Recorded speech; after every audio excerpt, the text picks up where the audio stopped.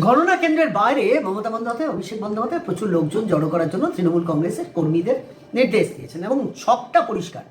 কোনোভাবে যদি নির্বাচনে পরাজয়ের সম্মুখীন হন, পুরো নির্বাচন প্রসেসটাকে গণ্ডগোল করে স্থগিত করিয়ে দিয়ে সরাসরি একদম আদালতের আঙিনায় পুরো ব্যাপারটাকে ঢুকিয়ে দেওয়া, সব পরিষ্কার একটা গণ্ডগোল তৈরি করার যদি মমতা হারে।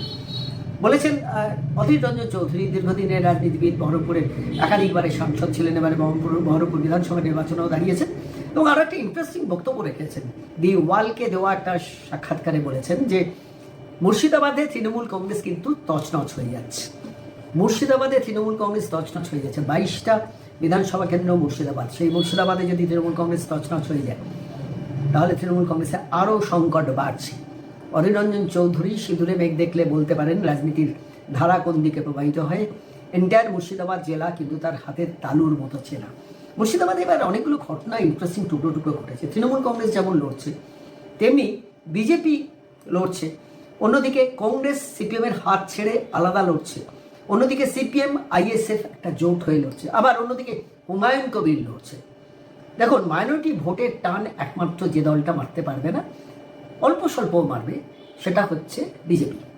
তাহলে বিজেপি হিন্দু কনসলিডেশনে ভোটে যাচ্ছে, আর অন্যদিকে মাইনরিটি ভোটের টান মারছেন 4টি অধীর রঞ্জন চৌধুরীর নেতৃত্বে কংগ্রেস, মোহাম্মদ সেলিম নৌসাদ সিদ্দিকীর নেতৃত্বে সিপিএম আইএসএফ, অন্যদিকে হুমায়ুন কবিরের নেতৃত্বে তার জনতা ইউনাইটেড পার্টি, আর অন্যদিকে মিমও অল্প স্বল্প ভোট কাটুয়া পার্টি হিসেবে কাজ করবে, আর অন্যদিকে তৃণমূল কংগ্রেস। অর্থাৎ মাইনরিটি ভোট 5 ভাগে বিভক্ত হওয়ার ছোট ছোট জায়গা, বড় বড় জায়গা, আর অন্যদিকে হিন্দু ভোট কনসলিডেশন বিজেপি। ফলে এর ফলে কি ফাঁকতালে বেশ কিছু সিটে বিজেপি বেরিয়ে যেতে পারে, জানি না, সেটা ভবিষ্যৎ বলবে।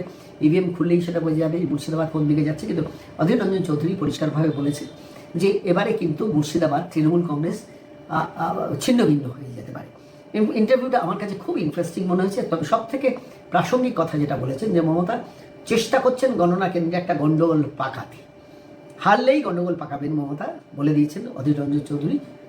দি ওয়ালের সঙ্গে একটি খুব অত্যন্ত গুরুত্বপূর্ণ সাক্ষাৎকারে কি বলেছেন অধীর চৌধুরী শুনুন।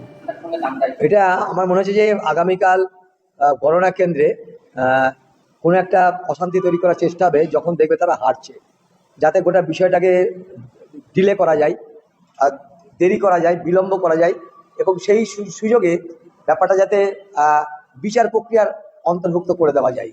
এটা চালাকি আগামীকাল এরা করতে পারে। ঝান্ডার ডানটা একথা বলার মধ্য দিয়ে আগামী দিনে হিংসা করতে হবে তার বার্তা কিন্তু দিচ্ছে, এবং যেখানে যেখানে তারা মনে করবে ক্রুশিয়াল, তাদের হাতছাড়া হয়ে যাওয়ার সম্ভাবনা যা ছিল না অথচ হচ্ছে, যেখানকার নির্বাচনের ফলাফল তাদের সার্বিক ফলাফলকে প্রভাবিত করতে পারে। যেমন মনে করে মুর্শিদাবাদের তৃণমূল তছনছ, আমি কথা আগেও বলেছি, আজও বলছি, সেই সব জেলাতে এই ঘটনাগুলো বেশি ঘটাতে পারে। অর্থাৎ হিংসার আশ্রয় নিয়ে গণ্ডগোল পাকিয়ে গোটা বিষয়টাকে নির্বাচন প্রক্রিয়ার অধীনে কী করে ঢুকিয়ে দেওয়া যায় এবং সেই সুবাদে গোটা নির্বাচন ফলাফলটাকে বিলম্ব করা যায়, তার একটা অপচেষ্টা তৃণমূল পার্টির পক্ষ থেকে করার সম্ভাবনা আছে।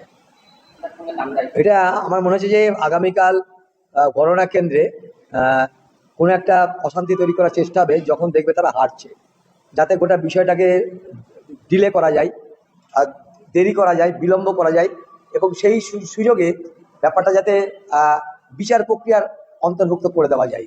এটা চালাকি আগামীকাল এরা করতে পারে।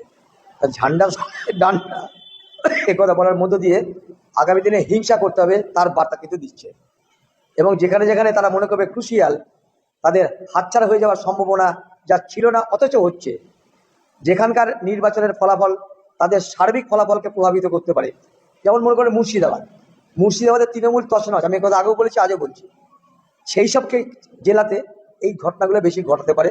অর্থাৎ হিংসার আশ্রয় নিয়ে গণ্ডগোল পাকিয়ে গোটা বিষয়টাকে নির্বাচন প্রক্রিয়ার অধীনে কী করে ঢুকিয়ে দেওয়া যায় এবং সেই সুবাদে গোটা নির্বাচন ফলাফলটাকে বিলম্ব করা যায়, তার একটা অপচেষ্টা তৃণমূল